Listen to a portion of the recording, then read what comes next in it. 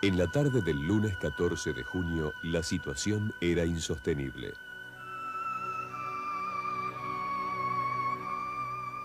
Las Fuerzas Armadas argentinas debían aceptar y asumir la derrota. Combatieron hasta el final, en desiguales condiciones.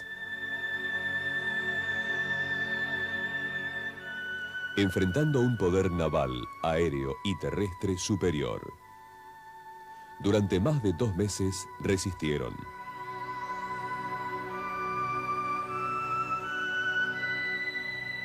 El silencio solo era quebrado por el seco golpear de los fusiles que se amontonaban uno a uno sobre el terreno.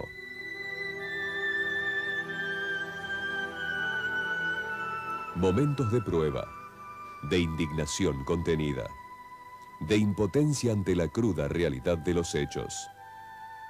Cuando todo el sacrificio realizado parecía inútil.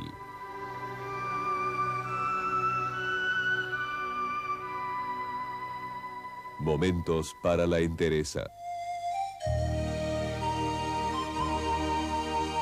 Rostros de argentinos que dieron la cara en Malvinas. Por muchos de los que ahora les darían la espalda.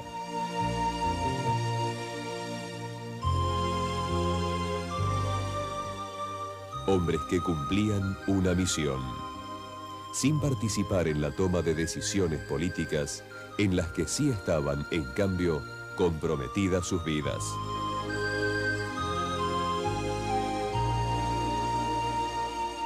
Combatieron hasta el límite de sus posibilidades. Aislados.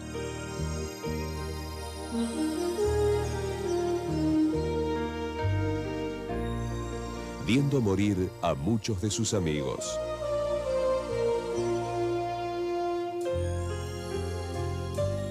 Les quedaba todavía una penosa tarea que cumplir. Tendrán que afrontar un regreso sin gloria.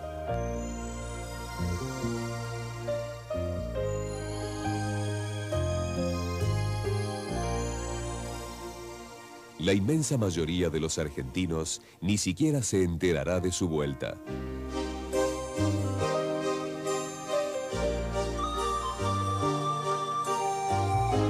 El silencio, cuando no un deliberado ocultamiento, envolverá a los combatientes. La euforia inicial ha sido reemplazada por el desencanto.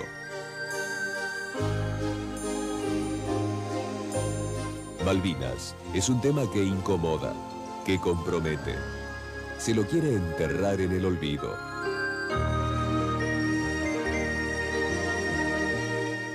Pero esos hombres habían combatido. ¡Fuego! ¡Fuego! ¡Cargue! ¡Listo, ráfaga! ¡Cargue, cargue, tire! ¡Cargue! ¡Listo, seguir, seguir! ¡Arriba, carajo!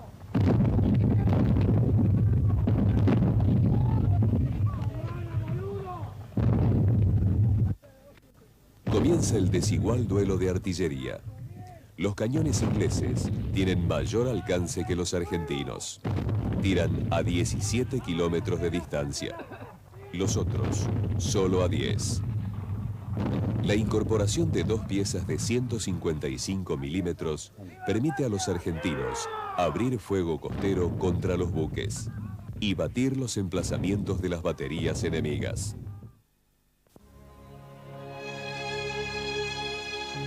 Aquellos cañones argentinos de 155 milímetros empezaron a sacudir la zona que teníamos delante de la posición de la compañía.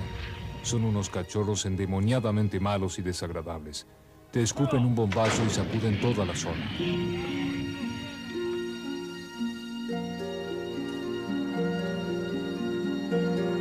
Malvinas, con largas noches en los meses del otoño.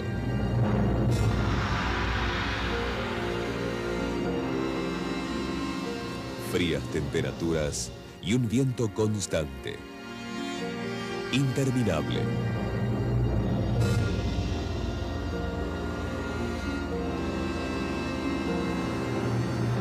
En las trincheras, El agua penetra hasta convertirse en una dificultad permanente. Algunos hombres presentarán problemas de congelamiento.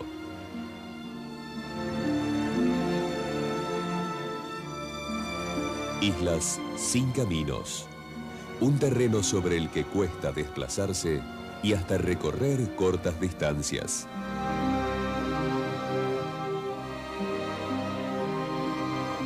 Un difícil problema para llegar con comida caliente y provisiones a tantos hombres desplegados a lo largo de una prolongada línea de defensa.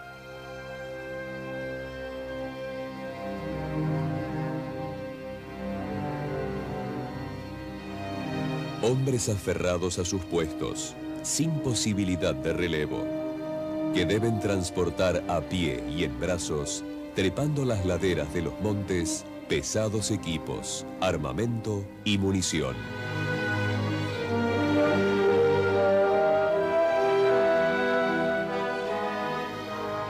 El soldado Ramón Elías Mango recuerda aquellos momentos.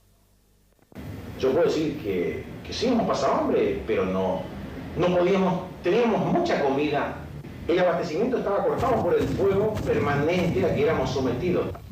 Pienso que pudo haber habido gente que ha pasado mucho más hambre que yo. Eso es posible y creo que en muchas guerras ha ocurrido. Pero no porque no había comida. En el pueblo había mucha comida y había pilas de comida. Y era buenísimo el bolseguí. Pero ¿qué pasa? Después de estar más de 20 horas pisando agua, y agua casi cerca de los puntos de congelación, no hay ningún material que pueda ser aislante de la humedad.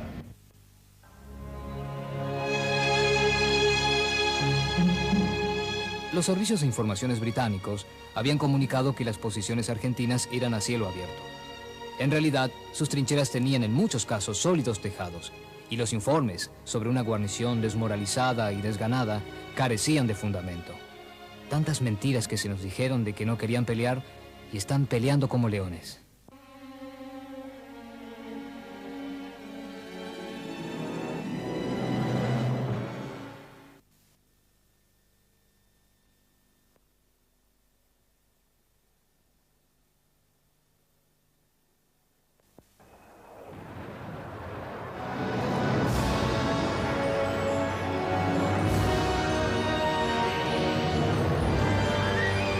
Los aviones argentinos operan desde el continente a 600 kilómetros de distancia.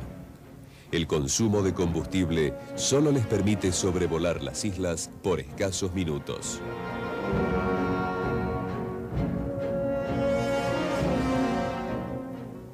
A pesar de las proezas que realizaron y los buques que hundieron, la flota inglesa siguió imponiendo un estricto bloqueo naval. Con bases cercanas en sus portaaviones, los Sea Harrier dominan los cielos.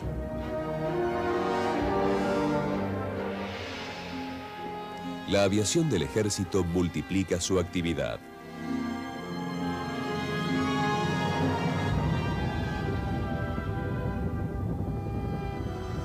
Los pilotos de sus helicópteros realizan arriesgadas acciones de apoyo, traslado de tropas y armamento, transporte de heridos y provisiones, además de rescates sobre el mar o el territorio.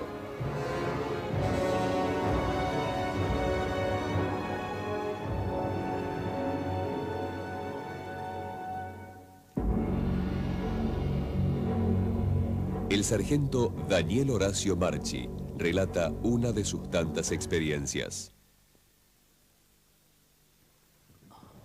Una de las situaciones más críticas que recuerdo fue la de esa mañana del 21 de mayo, a las aproximadamente 8:15 horas, cuando me encontré sorprendido por el vuelo de 2 aviones Sea Harrier, al cual nos comenzaron a atacar disparándome 2 bombas Cluster sobre la transmisión trasera del helicóptero. Afortunadamente, gracias a nuestra protectora, Virgencita de Loreto, y gracias a Dios, el humo que se produjo debido a las llamas del incendio nos sirvió de formar una cortina de humo al cual pudimos protegernos y escapar hacia las alturas de la zona de Montequén y así ponernos a cubiertos del fuego enemigo. Lamentablemente tuvimos la destrucción del material, pero afortunadamente no contamos con baja, que eso es lo más importante, porque el material a la larga se recupera, en cambio una vida es lo que más duele. Nada más, eso es todo.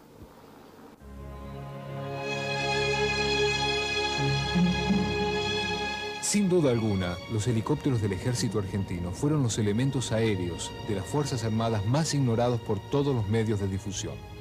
Sus tripulantes demostraron un gran valor, operando en condiciones muy marginales, con el riesgo siempre presente de ser localizados por los aviones o radares ingleses.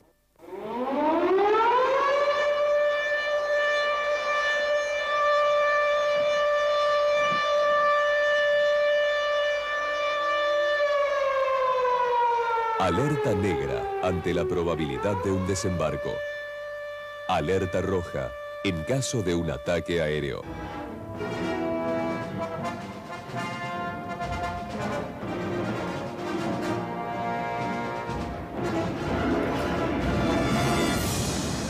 Uno de los objetivos del ataque inglés sobre puerto argentino es inutilizar la pista del aeropuerto. La artillería de defensa aérea derribará en el curso de la guerra 14 aviones y en los combates finales sus cañones antiaéreos abrirán fuego directo sobre las avanzadas terrestres del enemigo.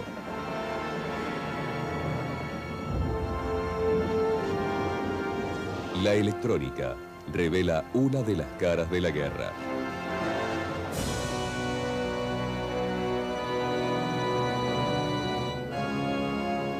Las comunicaciones telefónicas y radioeléctricas transmiten y reciben órdenes e informaciones.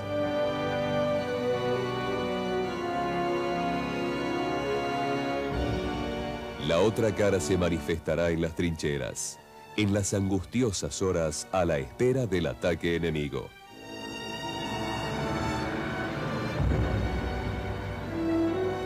Es la cara más trágica y al mismo tiempo más humana de la guerra.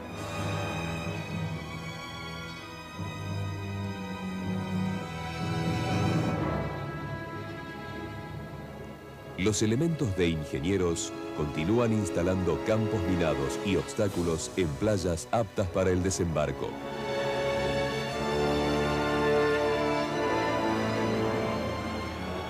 En medio de duros combates, la sanidad militar pone una nota humanitaria. Médicos, enfermeros y camilleros desafían los peligros en el cumplimiento de su misión.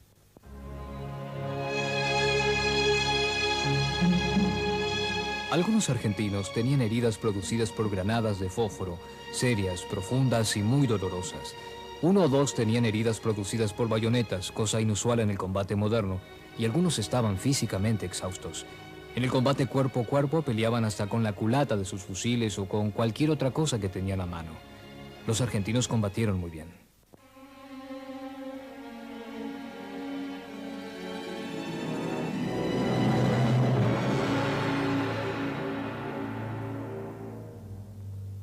Al amparo de la noche, los comandos argentinos cumplen arriesgadas misiones detrás de las líneas enemigas.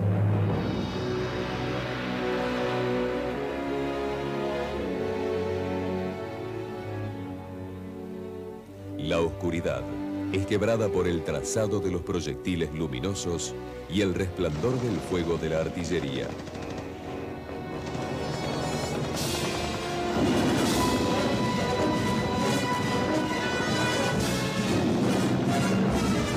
Los ingleses atacan sobre Monte Longdon, Dos Hermanas y Monte Harriet. El soldado conscripto Oscar Ismael Poltronier será condecorado con la medalla al heroico valor en combate por su arrojado comportamiento frente al enemigo. Un compañero suyo recuerda esos difíciles momentos. Estábamos en el Monte Dos Hermanas. De repente uno de los nuestros cae muerto. Y a Oscar le agarra una desesperación y empieza a tirarle a los ingleses con la ametralladora. Mientras disparaba les dice al teniente y al sargento que se replieguen, que ellos tenían familia y él no. Por supuesto que se negaron, pero Oscar insistía a los gritos que todos nos fuéramos, que no había salida posible y que los ingleses estaban a menos de 150 metros. Bueno, mientras nos replegábamos veíamos que el enemigo no podía avanzar. Cada vez que levantaban la cabeza, Oscar los sacudía con una ráfaga. Se quedó solo cubriendo nuestro repliegue. 3 veces lo dimos por muerto, pero siempre volvió. Él era capaz de pelear hasta morir, de eso estoy completamente seguro. Si tuviera que volver de vuelta a la Malvinas, yo iría. Iría de vuelta con mucho orgullo, iría de vuelta. Iría así como yo lo digo, así lo dicen mis compañeros también. Porque la mayoría que estuvo en la Malvinas quieren ir de vuelta.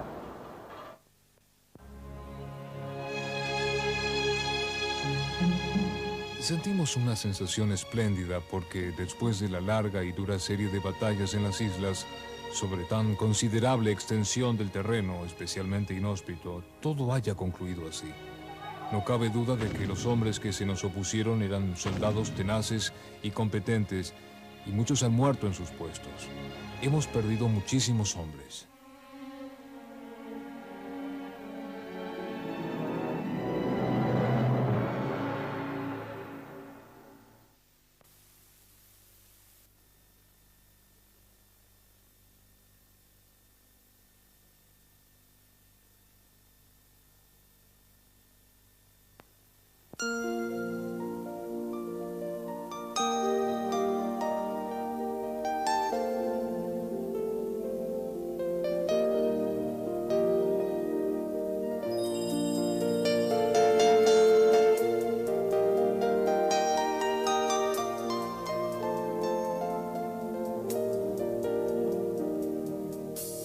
En las cercanías de Darwin, lugar de duros combates en los tiempos de la guerra, cruces blancas cubren los cuerpos de los argentinos que dejaron sus vidas en las Islas Malvinas.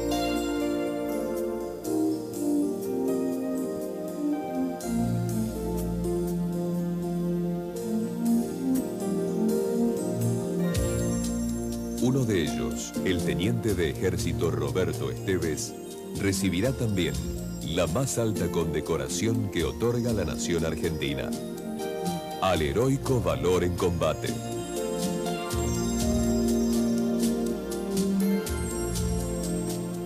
Encabezó un contraataque nocturno para permitir el repliegue de sus hombres. A pesar de sus heridas, rechazó sucesivos ataques hasta morir. Pocos días antes, dejó escrita esta carta para ser entregada a su padre. Papá, hay cosas que en un día cualquiera no se dicen entre hombres, pero que hoy debo decírtelas. Gracias por creer en el honor, por tener tu apellido, por ser católico, argentino y soldado. Hasta el reencuentro, si Dios lo permite. Un fuerte abrazo, Roberto.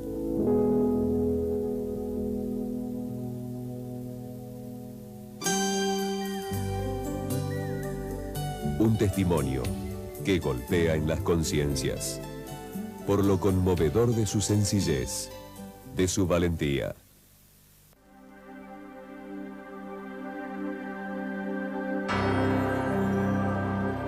La guerra de Malvinas nos sacudió a todos. Nos costó aceptar que la habíamos perdido. Asumir la derrota nos permitió madurar. Como les ocurrió a tantos otros pueblos, poderosos y débiles. Perder una guerra no significa callar ni renunciar derechos.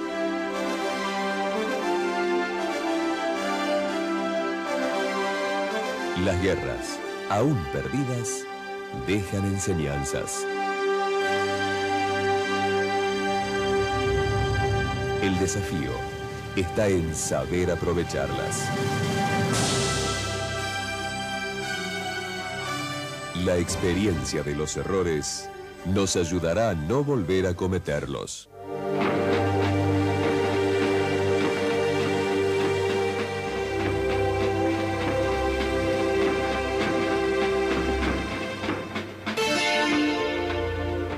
El conflicto de Malvinas mostró fallas en la coordinación entre las distintas armas del ejército y en la acción militar conjunta. Concurrimos con una doctrina y organizaciones que no se ajustaban a nuestra realidad.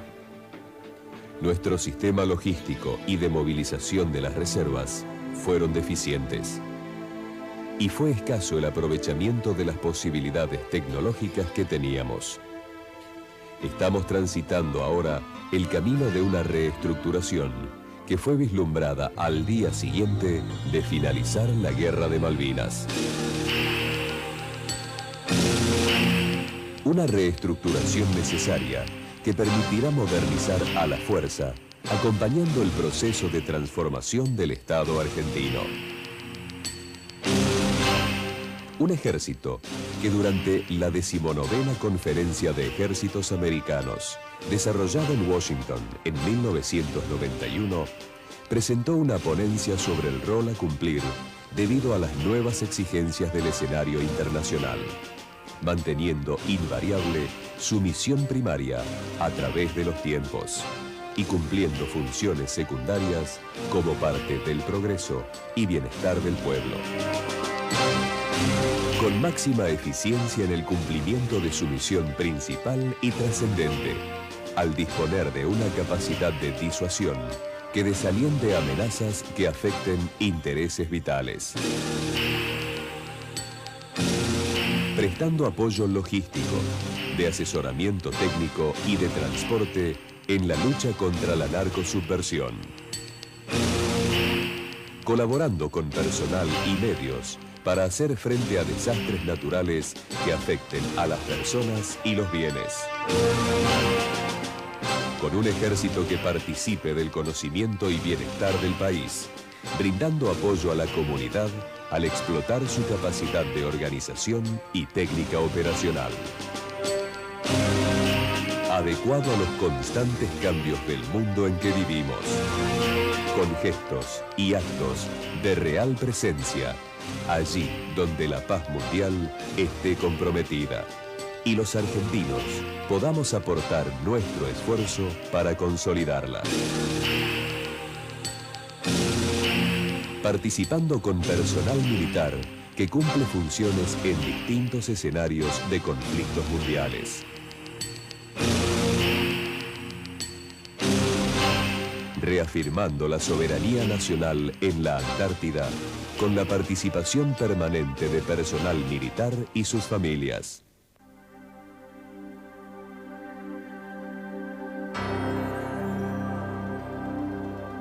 Un ejército orgulloso de ser combatiente de Malvinas. Con reconocimiento hacia sus veteranos de guerra.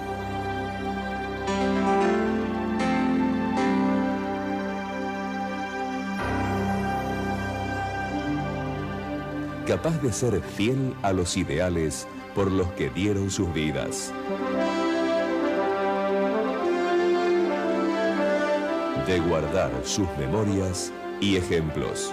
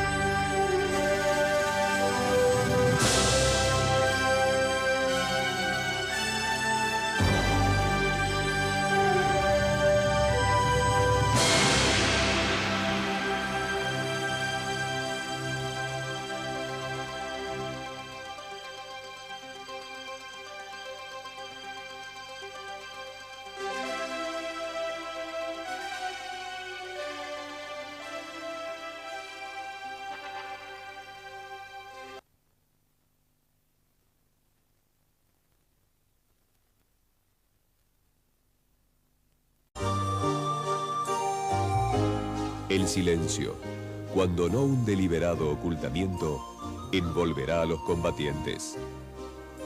La euforia inicial ha sido reemplazada por el desencanto.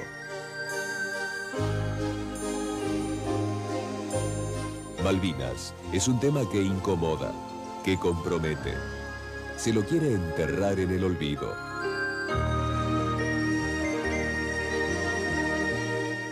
Pero esos hombres habían combatido. ¡Fuego! ¡Fuego! ¡Vamos! ¡Cargue! ¡Listo, ráfaga! ¡Cargue! ¡Cargue! ¡Tire! ¡Cargue! ¡Listo! ¡Seguir! ¡Seguir! ¡Arriba, carajo! Que sí estaban, en cambio, comprometidas sus vidas.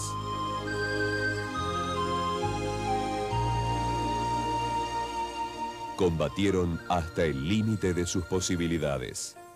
Aislados.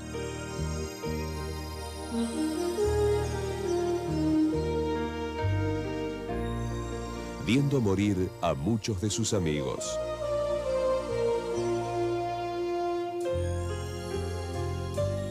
Les quedaba todavía una penosa tarea que cumplir. Tendrán que afrontar un regreso sin gloria.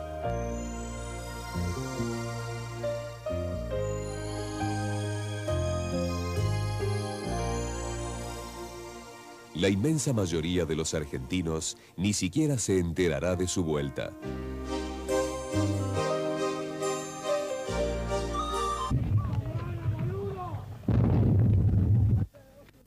Comienza el desigual duelo de artillería. Los cañones ingleses tienen mayor alcance que los argentinos. Tiran a 17 kilómetros de distancia. Los otros, solo a 10. La incorporación de dos piezas de 155 milímetros permite a los argentinos abrir fuego costero contra los buques y batir los emplazamientos de las baterías enemigas.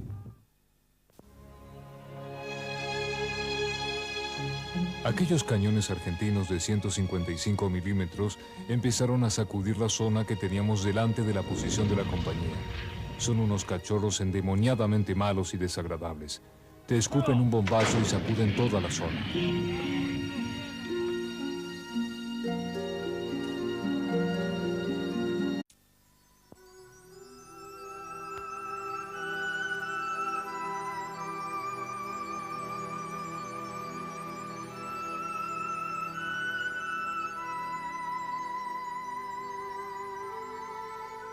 En la tarde del lunes 14 de junio, la situación era insostenible.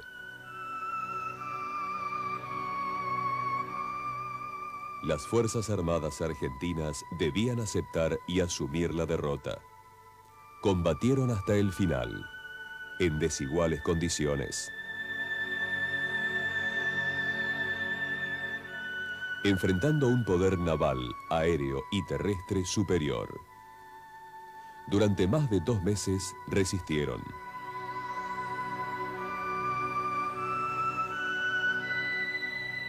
El silencio solo era quebrado por el seco golpear de los fusiles que se amontonaban uno a uno sobre el terreno.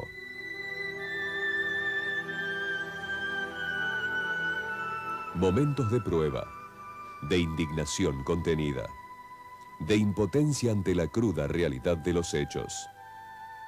Cuando todo el sacrificio realizado parecía inútil.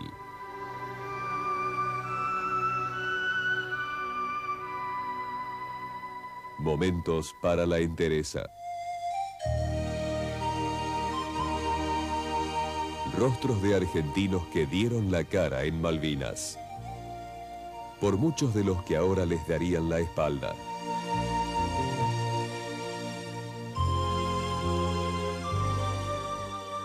Hombres que cumplían una misión, sin participar en la toma de decisiones políticas en las